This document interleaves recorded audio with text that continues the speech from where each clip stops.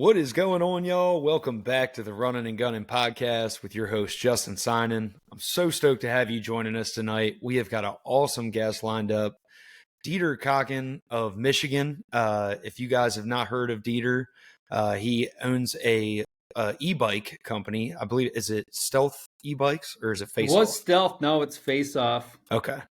So that's Dieter there. And for those of you guys that aren't watching on YouTube with us, Dieter's a state trooper, and he is a diehard mobile hunter.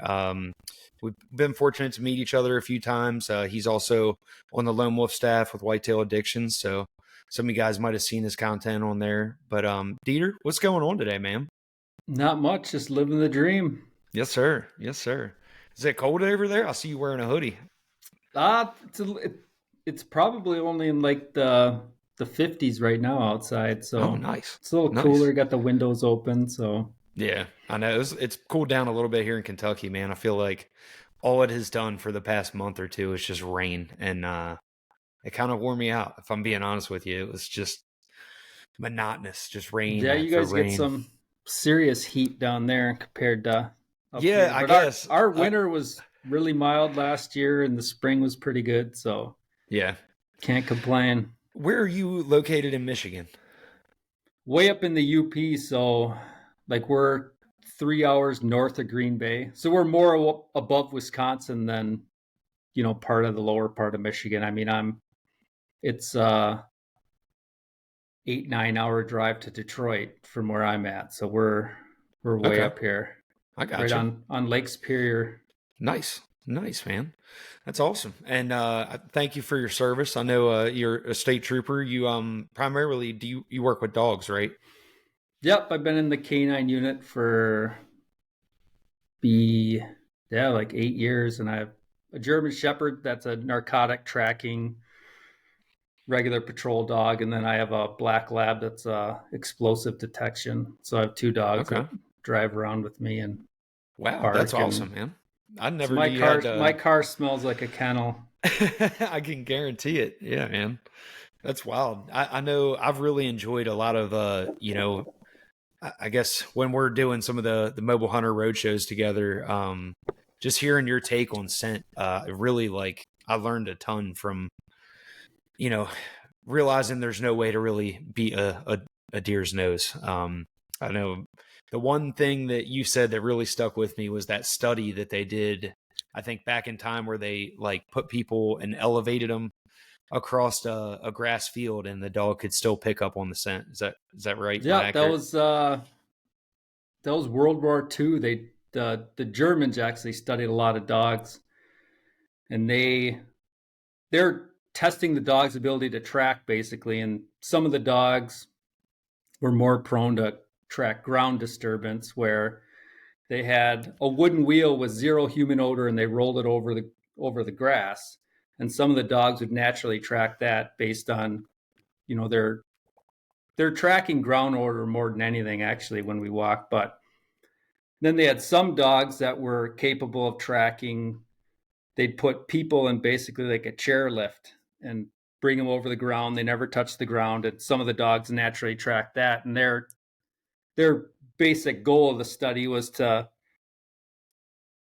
figure out how to track the dogs to do both, so that they'd be equally ground disturbance and human odor. And I think, we see that with deer, where I think the deer that are able to grow larger and evade predators better are probably more accustomed to doing it both, compared to, some deer might be more inclined to be more focused on human odor compared to ground disturbance. But the one thing I really picked up on was that, where you walk is extremely critical, where if you're walking through high vegetation or fresh, green grass or whatever, there's a ton of odor that's going to be emitted, compared to, if you're walking on dirt or stream beds or something like that. There's some deer that won't pick that up as quickly, even with, there's constantly human odor coming off of our bodies, no matter what we do. Mm-hmm. Yeah, we recently had Cole Powell on. I don't know if you know who he is, but He's also a dog handler, and his dog specializes in tracking people. So Yeah. it's really cool to hear some of the stuff from him as well about just, you know, almost like us being like Lionel, and just no matter where we really walk around, it's like, you're leaving somewhat of an odor or ground disturbance. There's pretty much impossible to not leave some kind of odor behind. But really Yeah. interesting stuff, man. Yeah, it is definitely. And it Yeah. it almost like had the opposite effect on my hunting, just because the one thing I realized was that, when you're training the dogs or you're dealing with a deer, at some point they have to make a decision. Like, it's not, a deer doesn't detect human odor and then 100% of the time alert and leave. Like, it makes a Hmm. decision on whether or not it feels it's in trouble. And if you can kind of manipulate the information you're giving them and they make the wrong decision, then you can get a lot of those off wind type situations where, if they're perfectly downwind for an extended period of time, they're going to be able to solve that problem and come up with the correct answer. But if you're giving them weird off winds or playing with thermals and getting a thermal advantage, they might catch a tiny bit of human odor, and that'll be, if they hit the brakes, it's usually them trying to solve a problem. Yeah. And if they come up with the wrong answer, then, you're going to get an opportunity. So it's, you know, you'd think it would have pushed me the opposite way where I would have been way more careful, but it's kind of pushed me towards, really playing with the fringes and Yeah. trying to, because I think you get more opportunities on the fringes than Hmm. you do with situations where you're putting the wind in your face nonstop. Right. Yeah. Given that deer, like, understanding what wind he's going to use and kind of So flirting he with has the disaster. advantage, but he Yeah. can't solve the problem. Right. And then you get to put an arrow in him. That's right. I love it, man. And you've been pretty successful at it, man. I know I feel like, as an outsider's perspective on Michigan, it's almost like you hear these like horror stories of like how hard it is to kill good bucks in Michigan. And I feel like you're very successful at it. I mean, it's like consistent every year. You're killing good deer on public land. So I know you are not a slouch in the woods at all, and it really goes to show, your knowledge and your woodsmanship too. So Well, thanks. Yeah, yeah. Michigan's a challenge, but there's good things and bad things about it. And up here, we don't have to deal with the pressure problem. We have a lot of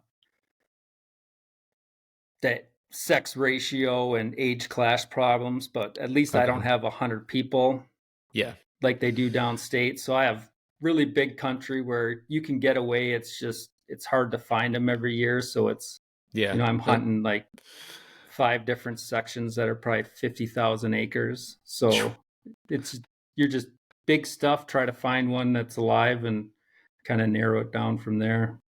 That's awesome, man. Why don't you get into to how you started, face off e-bikes? I know because you've been doing this now for what, a couple years? Yeah, it's probably, yeah, 5 or 6 years. It's probably gotten really serious this year and then started to kind of ramp up last year. But it basically started where, I recognized that an e-bike would be a really good tool in a bunch of different situations. I actually had hunted Nebraska and, saw how that laid out with pressure and the way the properties were and how you could access, and where there were kind of like farm roads, but they're all gated off. So if you had a tool like that, you'd be able to get to completely different areas than everybody else. So that kind of got my mind thinking. And the year before, I had actually used just a regular fat tire bike, and I was able to shoot a good buck in Wisconsin. But even using just a regular bicycle, I realized that, you'd get your heart rate up and sweaty way more than you thought you would. Like, you'd figure, oh, it's easy just to ride a bicycle. But when you put hunting clothes on and Yeah. a stand on your back, it's tough to stop from sweating. So I was like, well, e-bikes are the way to go. So then I started doing a lot of research on, my original plan was just to build my own, where you can buy a Bafang BBS HD 1000-watt motor, put it on a regular fat bike and buy the battery, and you'd have a pretty good machine when you compare it to what was on the market. So I was going to do that. Somehow I stumbled into a couple different companies that were importing things, and I was able to kind of get frames, motors, and batteries and through them to where I could make them better and put different parts on them. And so it started with only a handful of bikes for me, my brother, and some buddies. And then, all those bikes originally had derailleurs on them. And in that first year, I realized that one, the derailleurs were problematic for sticks and grass and different things. And two, we weren't really shifting the gears on the bike. We were just leaving them in the one, basically the climbing gear that would climb pretty much any hill we needed it and go 15 miles per hour, which is plenty fast through the woods. Yeah. So it's like, well, if we're not even shifting gears and the derailleur is a problem, then why don't we just try to get rid of it? Mm-hmm. And that was like a whole winter in my basement, tearing apart bikes, Yeah. buying all these different configurations. Because when you make a bike a single speed, the combination of the front chain ring, the rear cog, and the distance between the two has to be perfect for the chain to be tight. Okay. So, I mean, even a millimeter difference is going to be the difference between the bike, being really efficient or having a loose chain, and a loose chain is going to cause problems, and, it could end up breaking a cog or something like that. So it's called the unicorn gear in single speeds. So it took me forever to figure that out, tearing bikes apart, and eventually I got it figured out. And there's some math calculations you can make where you can get pretty close, where now I can do it fairly quickly. So we transitioned our bikes to single speed bikes, and that was last year was kind of the first big push with those bikes, where it's like, hey, we got something here. We think it's perfect for hunters. We're eliminating a major problem with the derailleur. They're way more bulletproof than, bikes have been in the past, where with problems guys were having with bikes. And then it just picked up momentum. And then, heading into this year, after I kind of figured out that, I think we're onto something here where, we could be successful. I think our bikes are better than what else is out on the market. Made a investment, started designing our own frames where we could eliminate the chain tensioner to keep, because even if you had the perfect gearing with the single speed, the chain eventually stretches a little bit. So you'd have to put a chain tensioner just to put some tension on the chain. Right. But if we put the adjustments in the frame, then we'd eliminate the chain tensioner to be a way better system. And then by putting the adjustments in the frame, we could also start using belt drives on the bikes. So we have belt drive single speed, chain drive single speeds, and then, we've even What do you think yours is the best? Do you think the belts are better than the chains?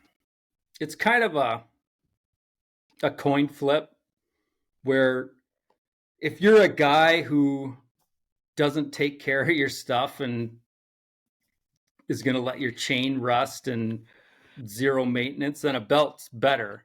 Right. But if you're going to take care of your chain, you're going to get, similar strength. And then the chain is also has more ability to flex side to side compared to a belt. Okay. So we haven't had any problems with our belts, but yeah. In my brain, like, I'm envisioning, I grew up riding dirt bikes, right? And I know, like, how bad chain lube stinks. And when I didn't even know, honestly, I haven't really dived into the realm of e-bikes, because I know when I can't afford one, I'm going to buy one of yours. So it's basically like, whatever. I'm not going to really research a ton, but I was just envisioning, like, this chain, and you got all this chain lube on there, and you're just dragging that center around, if you're going through grass or anything like that. So to me, the belt sounded great, but I wasn't sure if, like, it's one of those things you can just shear the belt easily, or The if it belts like are dries out. the belts are probably, well, they're 4 times stronger if they're in a straight line. Okay. If you twist them and do different things, then that weakens them. But in a straight line, if if your chain line's perfect the way it should be, and you're not taking any like serious side impact from a log or a tree or something, then they're going to be stronger. There's a lot of guys who are putting 10,000 miles on a belt. Oh wow, So, I mean, that's they're impressive. built to last, but the chain is easier for somebody to fix on their own. Hmm. Takes less tools in the Yeah, field. So there's positive and negatives with both. I got you. Do you use like a non-scented chain lube or anything like that, or am I just being over dramatic with this thing? I just use there's some through one of the distributors I have. It's not too bad. They don't seem to bother the bikes. I think it's just Because it's no different than ag equipment, right? I mean, is that how you think the deer kind of look at it? yeah, I mean, going back to the dog training, I mean, you're basically with deer, you're training animals just like you would with dogs. So if they don't have a negative experience around a bike, they're not gonna have any fear of it. If all of a Yeah, sudden, they associate the bike with something negative in their life or danger, then it becomes an issue. So yeah. until that happens, then I probably can good. just imagine all these public land bucks just hitting the hills whenever they see an e-bike coming down the trail. It's like, oh no, he's back. It seems like Yeah. there's a lot more of a big push for a lot of public land guys with bikes now. And I mean, I've had several buddies of mine like kind of bitch about it. It's like, oh, well, now you've got everybody on an e-bike going 4 miles back. And, these spots that used to never get hit, now they're all getting pounded. And more of these deer are hanging out in parking lots now. It's like, I don't know. To me, I can't wait to get one because I love what you started out with. It's just like, getting your heart rate up in the morning, riding a bicycle, up a mountain. And if you're in hill country, like, well, there you go. Now you're going in there in the dark and you've got all this sweat's no different than you walking a couple miles. But if you don't have to do that, you can go in there a lot less scent. And you're not putting much ground scent on the ground either. So I don't Yeah, know. it's I think it's it's sweet. definitely a different scent profile, and then I use it a lot on public just to hide my truck and to access from different angles. Hmm. Like speaking of Kentucky, I remember I went down there and with all the kind of riverlands with the steep banks and stuff like that, there's a lot of guardrails on the roads. Hmm. So your parking's limited. So if you can park way down at the river where the guys are fishing and then drive your bike, a mile or two wherever you need to go, you're accessing from totally different areas, totally different places, where nobody else is. Because Yeah. I've never ever seen anybody walk down the road for 2 miles and then go into the woods. Right. Like they're going to go 2 miles, try to get to the middle or whatever, but nobody's accessing from these odd angles, and you can just get away from people a lot easier with the bike. And then, if you park your truck in the same spot 2 days in a row, you're going to have people check it around to see what's going on in Absolutely. there. So if you Yeah. hide your truck, or Get put creative. yeah, Yeah. get creative, put stupid stickers on your car so they think you're fishing or bird watching or whatever, and Yeah. away you go. Yep. Show up in the old lady's minivan or something with your bike on the back, Yeah, hiding out. just out for a bike ride. That's right. No, I like that a lot, man. So I wanted to ask this: with the fat tire, do you feel like it's an advantage to have a fat tire, or have you played with that? Do you feel like you use just a regular tire now, or is there a standard? So I think the fatter tires are definitely better for hunting. Like probably at least a 4-inch tire. Most of my bikes have like 4.8s. Okay. So the fat tire gives you flotation, whether that's sand, mud, more grip on loose terrain, rocks and stuff like that. It's going to give you a more comfortable ride because it's more cushion between your rim and the road. So the fat tires give you a lot of performance and comfort. Their only negative is the fatter the tire, the more battery the bike's going to pull from. Okay. The more battery, you get less range with the fatter tires. Like if you run a 4-inch tire, your battery is going to be able to propel you further than if you run a 4.8. I got you. But you're And what getting a kind lot of of benefit from the fat tires. yeah, what kind of length in like hours time wise what do you get out of a charge? So I rate the batteries throttle only hills and stuff like that. So there's a lot of, I won't call them lies, but fudging of the numbers when bike companies are talking about range. Like Hmm. if you talk about 100-mile range, well, I could say your pedal bike has 100-mile range if you want to pedal at 100 miles.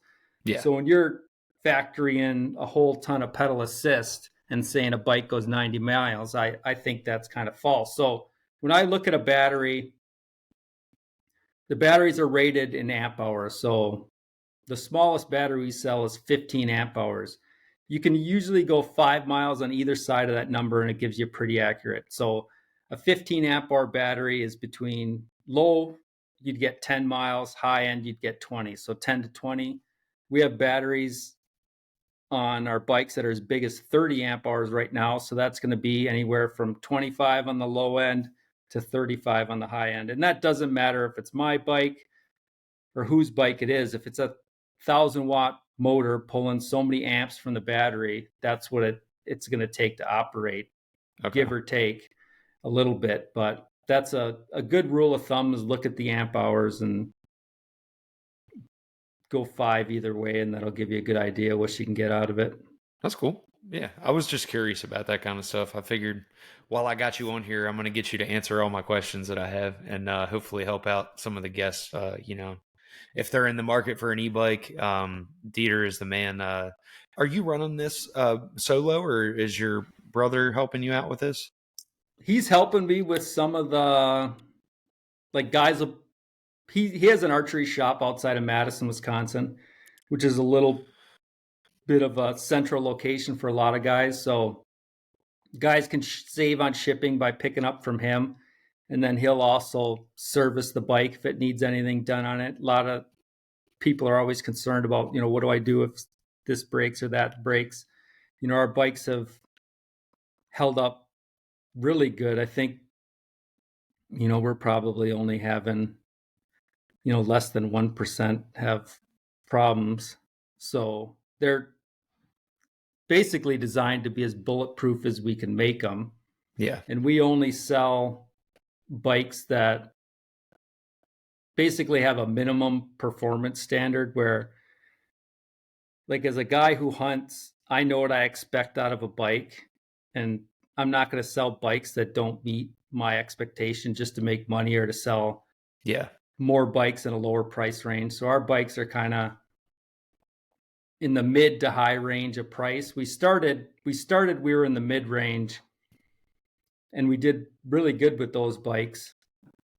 And then it became where as a company we had a decision, well, do we come out with lower end bikes like a lot of hub motors and less expensive bikes, or do we stick with what we're doing, we know it works, and maybe attack the higher end bikes? And so we kind of made our goal coming into this year is, we want to compete with the best bikes on the market. And Yeah. I really think we're there where, I'll put my bikes up to, Baku's, Quiet Cats, Rambos, any of those bikes. And I feel what we're doing is better. And we're really looking at the bikes from the perspective of hunters, which is a small part of the marketplace. So like we're Yeah. making, as a business, we're probably making a mistake by targeting a really small percentage of the marketplace, but that's where I live is in that marketplace. So Yeah.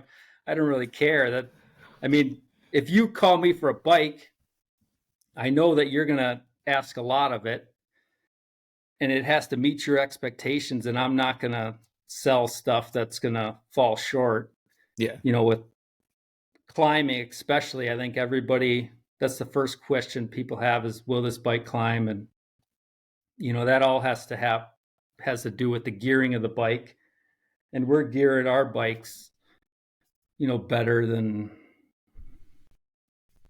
the vast majority. I mean, you'd need really big cassettes to outclimb what we're putting out in even our single speed bikes, because we're using parts that nobody else is using. Like, nobody's going with as small a front chain rings as we are, and with our single speed bikes, we're actually manufacturing our own rear cogs to get them the sizes we need to where they're going to climb and do everything people need them to do, because guys don't want to sweat. They don't want to pedal their bike up a hill. They definitely don't want to walk the bike up the hill.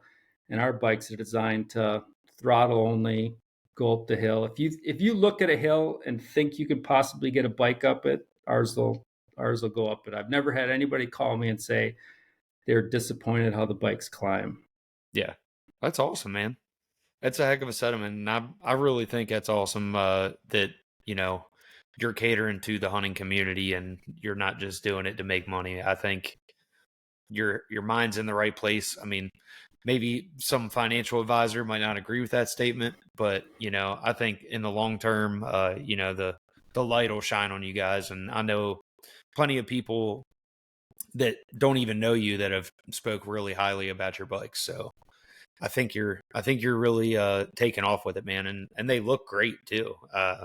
So how many models do you have right now? Is there 2, 3?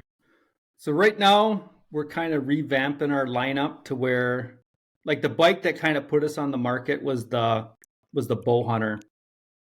And that was a single speed bike, and that's evolved into our new frames that we've come out with, where the adjustments are in the frame.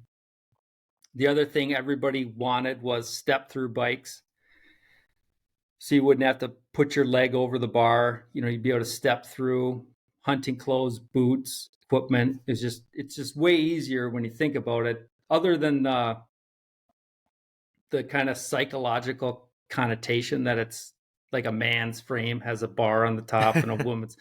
And I Yeah. think that's where the European market, that's holds really strong. And I think a lot of the influence with design is definitely coming overseas. Hmm. So a lot of our bikes are step throughs. We have the Bow Hunter. We wanted to have a bike that was still, we'll call it affordable, still $3,500, but it'll compete with bikes in the $5,500 range. Whether it's our least expensive bike or our highest priced bike, they're all have the same capabilities. Hmm. Like, the big difference ends up being the more expensive bikes are going to have bigger batteries, better front suspension, and better brakes. So it just ends up being cost of components, where the more expensive bikes are, that's why they cost more. But if you put Right. our most expensive bike up against our most affordable bike in a hill climbing, they'd be pretty close. It's just the most expensive bike be smoother, better suspension, bigger battery. So you get value as you go up in price, but Hmm. like for an entry level guy who just wants a really good bike that's not going to break and can do everything he needs it to do, you can buy anything on our website and it's going to be able to do that. So our entry level bikes, the Bow Hunter, and then we have the Bow Hunter STX, which is upgraded, where it's a 52-volt system, has a little bit more power, better brakes, a little bit bigger battery, a little bit better suspension. So right away you can see what's changing. And then Hmm. our most expensive bike right now, we're really happy. We were able to come out with a bike that has a 5-speed internally geared hub. So it's a single speed bike. So you have no chain tensioner, no derailleur, but all the gears are housed inside the hub, and the hub shifts automatically like a car shifts. Oh, nice. So you get all the benefits of a single speed, where you can climb anything you need to climb, but then you have all these extra gears to go 30 plus miles per hour if you wanted to. Mm-hmm. And I think there's only 2 companies that were able to get access to that part. And surprisingly, we were one of them. And the company that makes it, Bafang, I don't know how it all happened, but they identified us as, selling a lot of these single speeds. And we were able to kind of get on there and kind of, talk with them about what we maybe like to see changed with some of the programming to get it to work better from hunting. Because originally, if it was a stock part, it didn't climb as well because it wanted to shift on its own when you're going a hill. Because Right, instead of staying on the low gear. Yeah, the shifting was set by how fast the rear cog would spin, but now it's limited to where it won't shift when it's in pedal assist level 1, so you can pretty much climb anything in that gear. And then pedal assist level 2 actually gives you access to gears 1 and 2, and then 3, 4, and 5 are unlimited. So it's a really cool, especially for like throttle only hunting applications. I think it's going to be groundbreaking in like the e-bike industry. If you're shifting a lot of gears and doing a lot of pedal assist, there's different hubs that you have more control of what gear you're in. But for hunters, this automatic hub is kind of the best of both worlds, where you get the single speed simplicity, where it's a bulletproof design, no derailleur, drive through grass, mud, whatever else. And then you also get the benefit of top end speed. Because some guys want to be able to go 20, 30 miles per hour. You don't miss it in the woods or on a cornfield or anything like that. But if you get just on the pavement, you're covering ground, then sometimes speed's a little bit nice. So that's our most expensive bike right now. And those ones are fully decked out with 30 amp hour batteries, front and rear rack baskets. Yeah, that's awesome, man. We put a lot of things on these bikes that basically everything we've learned that guys want, we're kind of implementing those into the bikes we're selling. It's awesome. Just like with custom gear, always, trying to improve on products all the time. Even though we've got 3 or 4 different versions of the 0.5 now throughout the years, but yeah, man, to switch gears, I wanted to talk about what I got behind me. For those of you guys watching on YouTube here, you can see I have the Ranger platform, and the Ranger was designed by Deiter himself right here that I'm talking to. And it actually got its name because wasn't that your name when you were in the NHL? Is that correct? No, so Ranger Matthews, when I had no intention on doing any of this Facebook stuff or anything like that. So I made a fake name because I needed a name to moderate the taxidermy page that I started. Okay. So I do taxidermy on the side, which I'm doing less and less of now with the bikes. But I needed a Facebook page to do the taxidermy stuff. So I made up this guy. I had a Ranger boat and a Matthews bow. There's Ranger Matthews. That's awesome. So he's got a life of his own on Facebook. Like, I started posting stuff, and it was right about when I thought I played hockey for a long time, team sports. And when I started hunting, I was really secretive, kind of kept everything to myself. And then eventually I had kind of the longing to be part of a team or something else. So I started thinking, well, I'd like to become part of like a group or like a pro staff, or just kind of link up with a bunch of guys who had similar interests. So I started posting on Facebook because I was like, well, I have to develop some kind of credibility. It just can't come out of nowhere. And then, so I started posting a bunch of stuff. So Ranger Matthews kind of just grew a life of his own, basically, and ended up being my alter ego on Facebook. Unfortunately for Ranger, somebody hacked that page, and then I had to prove my identity to get it back. which I obviously couldn't do Probably is a pretty hard thing. Yeah. because he didn't exist.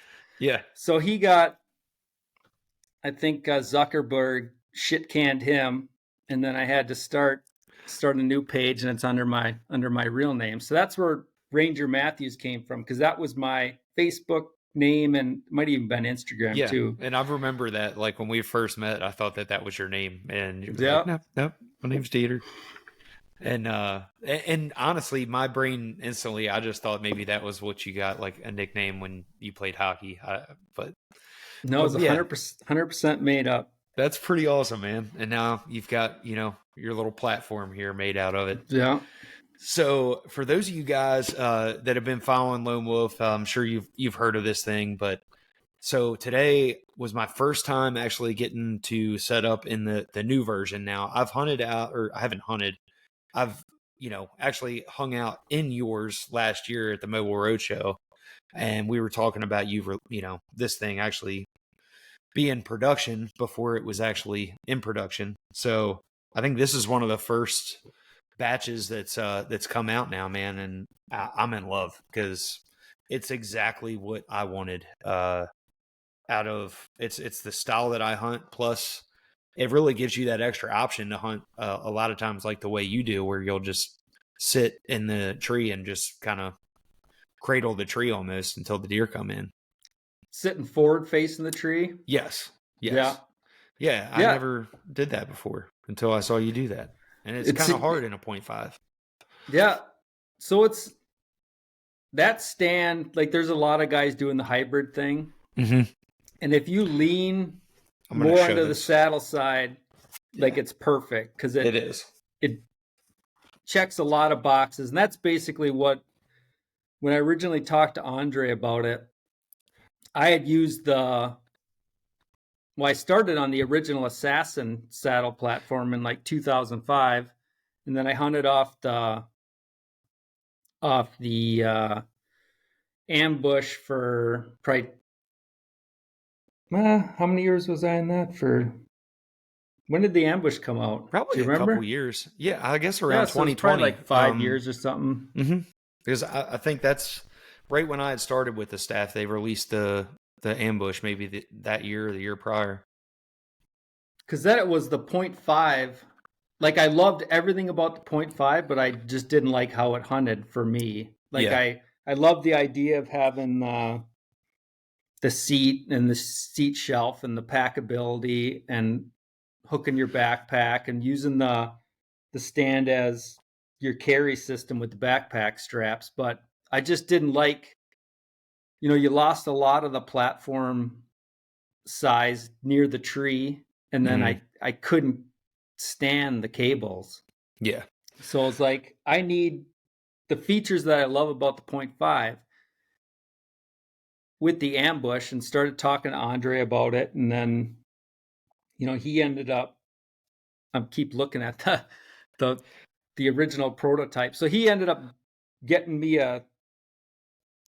the seat post, and it wasn't painted or anything. It was just silver, and I spray painted it. And I actually hunted off that for 2 years until they're releasing this one. So it had 2 years kind of development where, I'd tell them that, maybe think about this or that. And then they're always so busy. That's when they're launching the climber too. So It just kind of got put on the back burner. Yeah.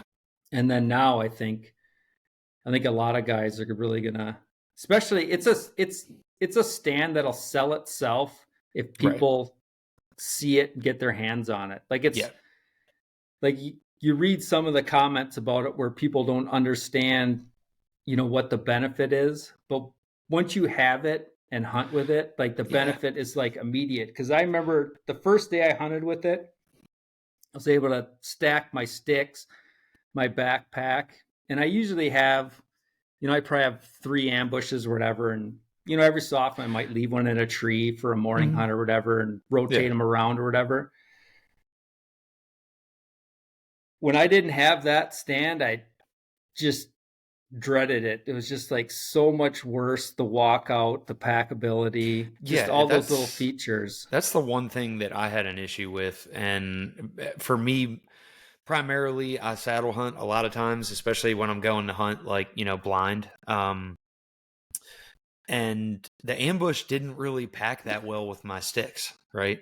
Then they came out with the fix, and the fix mocked up really well with those 14-inch doubles, and I love that. But it didn't really pack that well with the pack or anything that we had. So you had to come up with your own packing design. And now, you've got the point, and then I went to the 0.5. So I went from ambush to fix to 0.5. And then last year I ran the 0.5 and the fix probably like 50-50, I'd say, or it just depended on what was going on. But that's the coolest thing about this. And I feel like, man, like I was just messing around today with packing it with my sticks and my backpack on there. And I was like, I feel like it's even quicker than hunting with the 0.5. I don't know why, but it's just a cool design, and I'm super pumped to run it this season. I think it really fits the bill for exactly the style of hunting that I like to do, and it gives me also a few other options in case I get into that tree that I have to face forward, or you know what I mean. Like we have a ton of trees here where you'll have an oak and then it'll have a cedar, and sometimes like it's like that's the tree I need to be in, and it's a nightmare to saddle hunt out of one of those trees, But if you want to sit with a stand, it's perfect. So that's what kind of where I was thinking this thing is going to be clutch. It's really a cool design. And I mean, how did you get started with it? Like when was it just an idea and then Andre kind of helped design the I-beam? Because I know you mentioned before it was like a custom I-beam, right? Yeah, it was kind of like here's it right here. Yeah. And you can see it's just paint. It was just silver or whatever. So like a lot of people think that it was originally just a 0.5 post on, and that doesn't work because all the strength. So the bottom had to be redesigned similar to the ambush where you could get away with not having cables and having the leveling. Mm-hmm. And then it was extended similar to the 0.5, and then it ended up having the 0.5 seat. They made a bunch of changes to make it better where they were able to make it a little bit longer on the production model. Mm-hmm.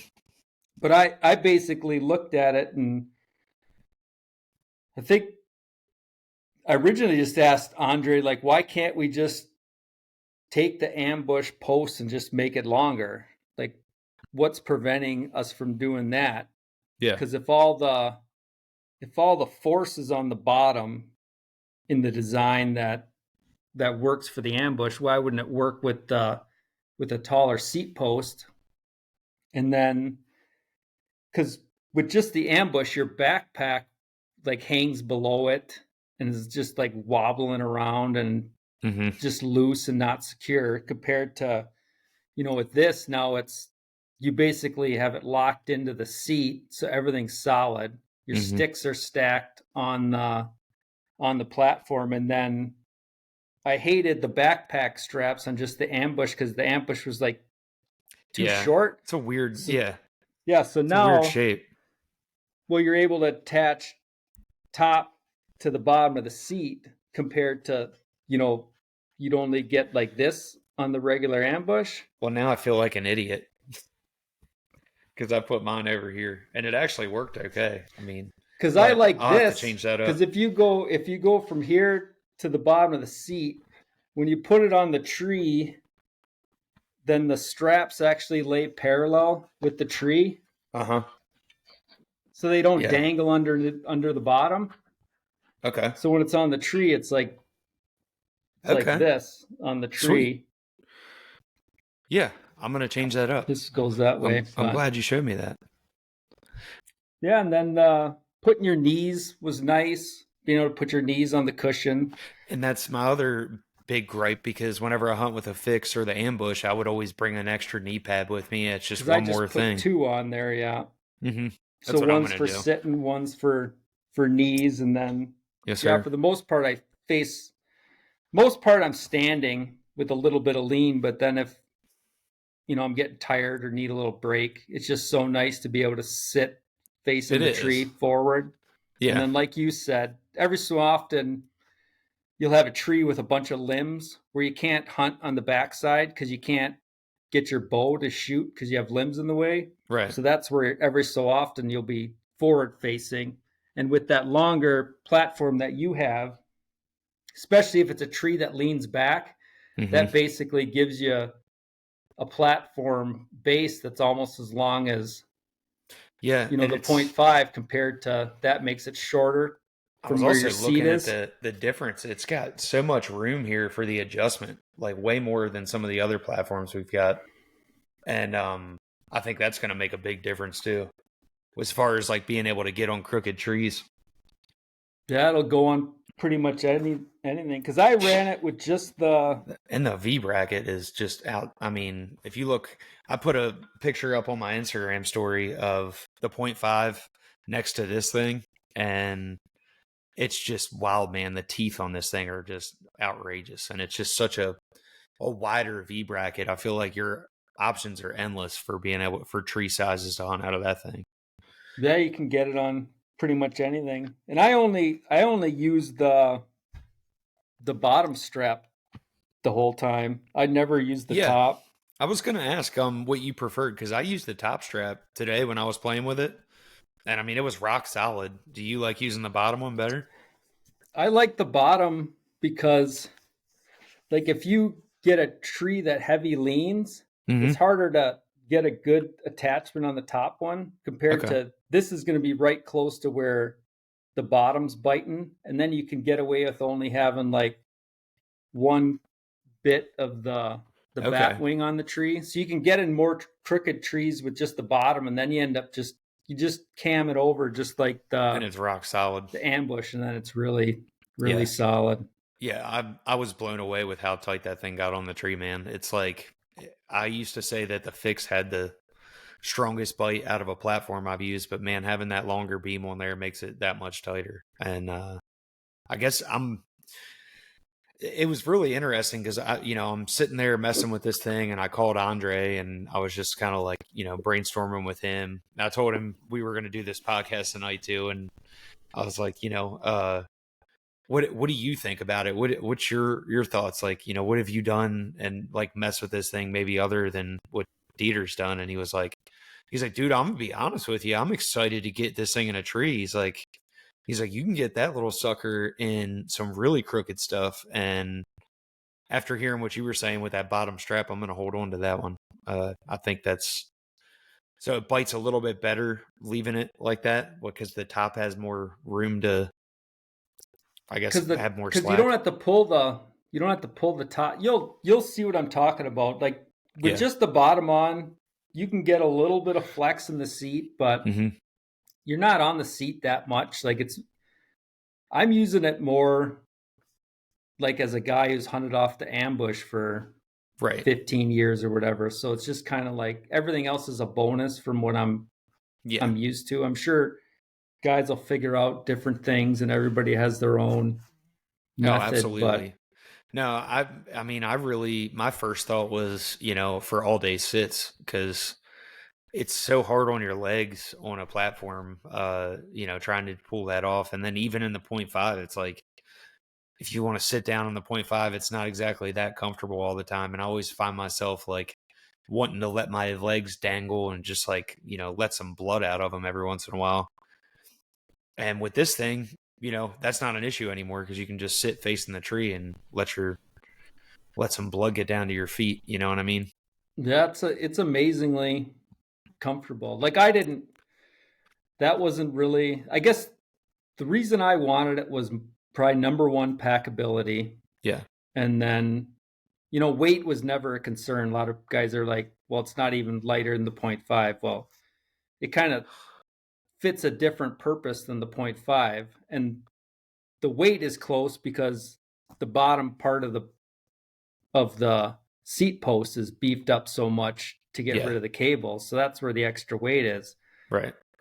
But it more fits the void of packability where I didn't think there were really any saddle platforms that, unless you went really, really small, which I was kind of always a bigger platform guy where I felt I could Yeah. eliminate a lot of movement, just kind of, Yeah. Because you can stand. shoot 360 from by just putting my right hip on the tree. So it's not about saving weight, but the weight on your back is way better, because before you're putting that weight on like the outside of a backpack where it's further from your body, where now Right. you're putting it right on your back, works with the backpack. And it'll be interesting to see what guys. Oh man. I think guys are gonna love it, but Oh, absolutely, dude. The amount of messages I've gotten today is outrageous. Um, I don't know. I did make a video. I'm getting ready to release it. I was working on it right before we hopped on here. But I think you knocked it out of the park, man. That is such a cool design. So what is really the way that you hunt majority of the time? Do you do a lot of all day sits? I mean, I know you've been saddle hunting for a long time, but I used would to be a all day, every day kind of guy, okay. and then now I've kind of evolved a little bit to where I sometimes there's a benefit of getting down, Hmm. and whether it's scouting yourself to a new spot, or covering a completely different area and getting that intel with a lot of like out of state stuff. Like, let's say you have 7 days, and if you hunt all day, you get 7 spots. If you turn your 7 spots into 14 spots, you know that has the potential to get you on deer that you otherwise wouldn't get to, as long as you don't have enough spots.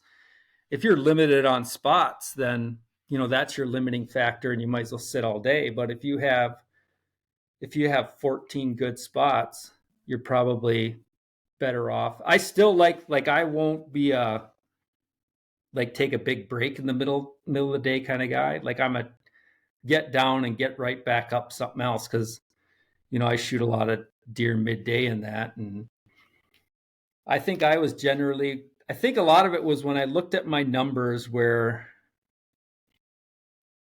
I shot 20 good deer or whatever, and 16 of them were in the morning or midday. I was like, well, I'm not getting anything out of my evenings. Like, Yeah. I'm better off going to the same spots I'm hunting, hunt them till 1, 2 o'clock, and then going to an evening spot, which is probably going to be more food related compared to your morning and midday stuff is thicker bedding stuff. So it's like, Yeah.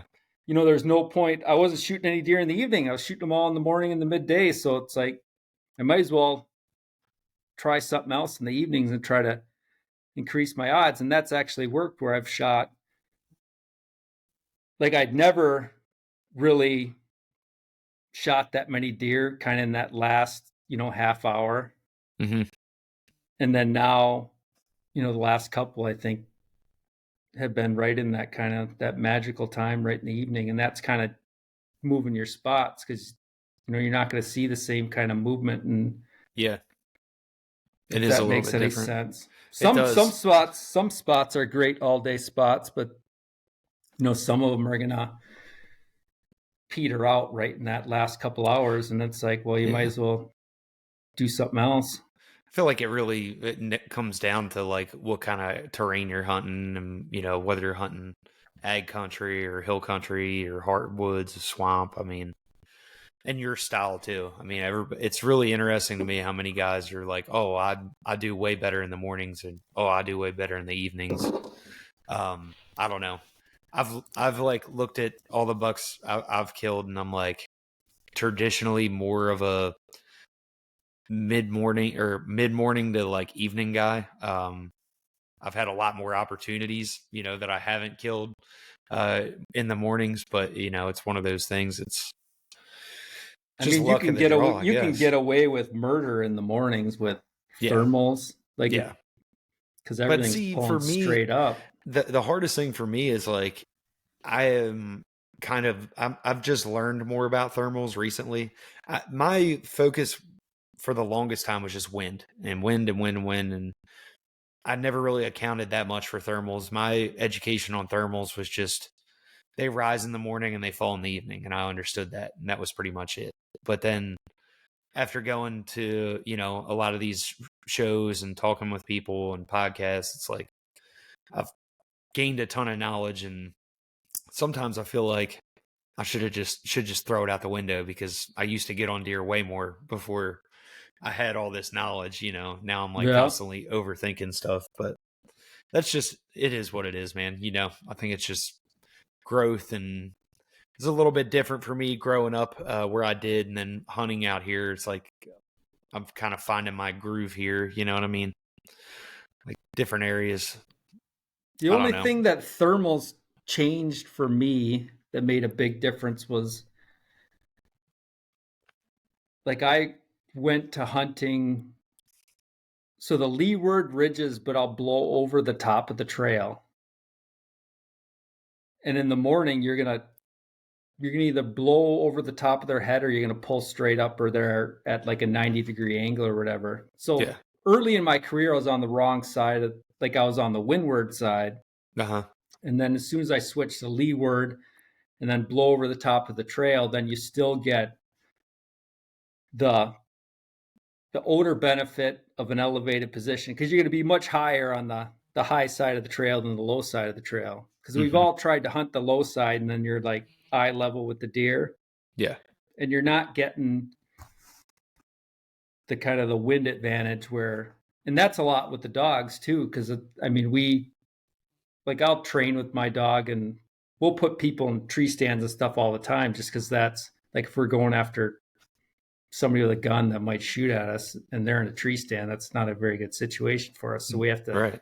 get the dogs to be able to recognize that scent picture, to where they start thinking where there might be somebody in a tree. And then if I see that in my dog, then I know right away, okay, I better freaking slow down, Yeah. because this is not good. But the higher you put somebody in the tree, it gets significantly more difficult for the dog to figure out what's going on. So when we initially trained the dogs, we'll put people like 5-10 feet up, and they might be right next to the guy and just not understand what's going on, and they'll run here and run back, and it'll take them forever to figure it Circle. out. Yeah. And we'll just sit there. You might sit there for 10 minutes and watch the dog try to figure it out. But once they figure it out, then the next time they encounter that, they'll be like, they'll have Sharp it to like get it. that. Uh-huh. And then we'll slowly put people higher up and higher up. And eventually at some point, you're going to get high enough to where there's just going to be minimal odor hitting the ground. I mean, we're not smelling things that are way the heck up there, just like the deer probably aren't. So, I mean, and that might go back to like John Eberhardt's thought process. I mean, he hunts really high. Yeah. So, I mean, that's probably a big part of, his experience, where he's saying that he's not getting winded by deer that are downwind. Well, you're so high that it doesn't matter like, okay, whether or not you have guy's scent on lock other... on. Yeah, right. they're just not, it's just not coming in contact with their nose, or they're not able to figure it out at that height. Yeah. That makes a lot of sense too. Well, man, it has been a pleasure having you on here. I really look forward to having you back on during season. I know we got some cool stuff coming down the line from you guys. How can people get in touch with you if they want to ask a few questions about e-bikes, or get one on order? Yeah, so on Facebook, it's under my name, Dieter Kochan, or the bike company will have Face Off e-bikes. If you look for that on Facebook. Otherwise, the website is www.faceoffebikes.com. And then you can message me through Facebook or Gmail or any other way. We like to talk to pretty much everybody who buys a bike, just because I want to make sure they get exactly what they need. And there's different choices, and it seems like a lot of people don't know that much about bikes. So we can make sure they get everything they need, and help them through the process. And we probably talk to 99% of the people that buy a bike. So it's probably easier just to give me a shout and help you out, get you figured out. Cool. That's awesome, man. I love it. Well, there you guys have it. Go holler at Deiter and get you an e-bike if you're in the market. You will not be disappointed. And man, thank you so much for joining us today. It's been a pleasure having you on. Look forward to catching up with you. I guess I'll see you in Iowa at the road show. Definitely, yep, we'll be Cool. there. I think I'll be at Michigan and Iowa, so Okay. I'm just going to be at the Iowa one this year. So look forward to catching up with you there, dude. see you then. All right, bud. Y'all tune in next week. We got some good stuff coming.